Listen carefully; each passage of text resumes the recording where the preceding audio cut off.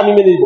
কিন্তু আমি আপনাদের মাধ্যমে যে অভিযোগগুলো জানালাম সেগুলো তদন্ত হয়ে যদি এগুলো সত্যি হয় তাহলে যারা অপরাধী ছিল তাদের জন্য যথার্থ শাস্তি হয়। এবং আমি আপনাদের প্রতি বিনীত অনুরোধ রাখবো, যে তথ্যগুলো আমি দিয়েছি আপনারা সেইগুলো ক্রস চেক করেন। আমার যদি কোনো মিথ্যা তথ্য আমি দিয়ে থাকি তাহলে নিশ্চয়ই আপনারা সেটা আপনাদের চ্যানেলে আপনারা প্রকাশ করবেন। আমি যা যা বলেছি আমার পুরো পরিবারকে শেষ করার জন্য, আমার প্রতিষ্ঠানকে শেষ করার জন্য সমস্ত কিছু পূর্ব পরিকল্পিত ভাবে কোনো কিছু তদন্ত ছাড়া এই সমস্ত আয়োজন করে এইভাবে আমাকে মিডিয়ায় এক্সপোজ করে দেওয়া হলো। মিডিয়া এইভাবে ভুলভাবে মিথ্যা নিউজ করে আমাকে মিথ্যা স্বীকারোক্তি দিয়ে, মেরে ফেলা ভয় থেকে স্বীকারোক্তি দিয়ে এই অবস্থা নিয়ে আসা হয়েছে। আমি আদালতকে অলরেডি জানিয়েছি, তারা এটা আমলে নিয়েছে, তারা দেখবেন।